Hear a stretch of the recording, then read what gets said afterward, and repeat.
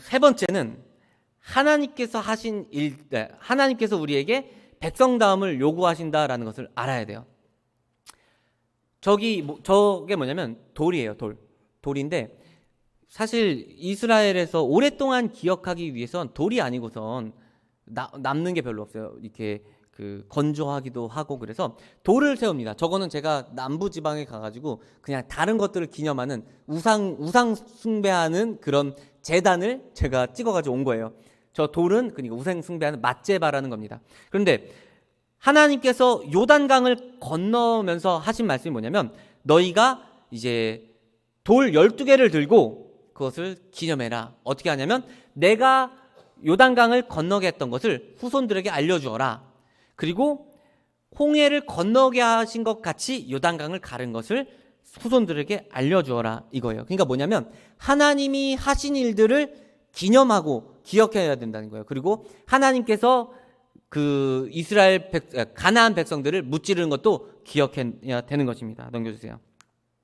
그래서 제가 서울대에 사역을 할 때 나이팅게일 선서식이라는 게 있었어요. 간호사들이 선서식을 하는 거예요. 전날에 무엇을 하냐면 간호사가 되기 얼마 전에 선서식을 하는 거예요. 그래서 저는 그냥 뭐 별거 아니겠지 하고 들어갔는데 학생들이 엄청 엄숙하게 선서를 하더라고요. 그래서 진지하게 내가 일생을 동안 환자들을 사랑하고 이게 간호사의 일을 다하겠다. 하나님 앞에 넘겨주세요.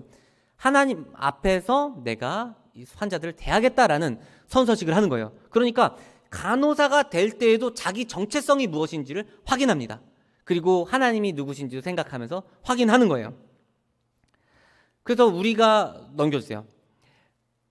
정체성을 확인하기 위해서 하나님께서는 또 어떤 것을 요구하시냐면, 가가지고 전쟁을 하려고 사실은 무장을 해서 요단강을 건너거든요. 근데 갑자기 무장을 하고 건넌 백성들이 세 지파가 있었는데, 이스라엘 백성들에게 너희들은 부싯돌로 칼을 만들어 할례를 행하라, 이렇게 얘기하는 거예요. 사실은 무장했으면 왜 무장해요? 적군을 죽이려고 무장을 하는데 갑자기 할례가 죽음을 상징하잖아요. 부싯돌로 칼을 만들어 할례를 행하라. 무슨 말이에요? 너를 죽여라라는 거예요. 적군을 죽이려고 무장을 했는데 갑자기 너 자신을 죽여라 라고 하는 거예요. 할례를 행하라, 이거예요. 그러니까 이 요단강을 건너서 가나안 땅에 들어갔을 때 내가 이전에 있었던 삶으로 살아가는 것이 아니라 새로운 생명으로서 들어가서 살아야 된다는 것을 알려주시고 그러는 것입니다. 사실은 내 자신을 죽이지 않으면 자기를 부인할 수가 없어요. 자기 십자가를 지고 가라고 하는 것 자체도 내가 나 자신을 죽이고 예수님을 따라가는 것은 어렵습니다. 하지만 진짜로 죽은 사람, 세례를 받고 그 세례에 합하여 예수님의 죽음에 연합한 사람들은 할 수 있어요. 사랑할 수도 있고 나 자신을 부인할 수가 있습니다. 그래서 구약에서도 마찬가지로 자기 죽임을 통해서 새로운 생명을 가지는 것을 중요하게 여긴 것입니다. 그래서 할례, 세례, 요단강을 건넌 것 자체 모든 것들이 다 새로운 생명을 갖고 새로운 삶을 사는 것들을 다 상징하는 것입니다. 그래서 저기 있는 게 할례 부싯돌이에요. 거기 있는 돌들을 제가 찍은 건데, 돌 깨면은 이게 날카롭게 생겼어요. 그래서 무기로 만들 수 있을 만큼 날카롭게 생겼습니다. 그래서 하나님께서는 또 자기를 죽이라고 했을 뿐만 아니라 또 한 가지 이상한 거를 이야기하는 거죠.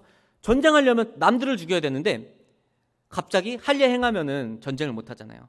근데 적진 앞에서 할례를 행해서 이제 전쟁을 못 하는 그런 상황, 전쟁 불능의 상황까지 만든 겁니다. 그건 뭐냐면 내 힘으로 하는 것이 아니라 하나님께서 전쟁에서 승리케 하신다는 것을 또 보여주시는 거예요. 백성다움을 요구하시는 것에서도 다 계속해서 하나님께서 누구신지를 기억하라는 것을 요구하시는 겁니다. 넘겨주세요. 저 길갈이 뜻이 뭐냐면 굴려보낸다라는 뜻입니다.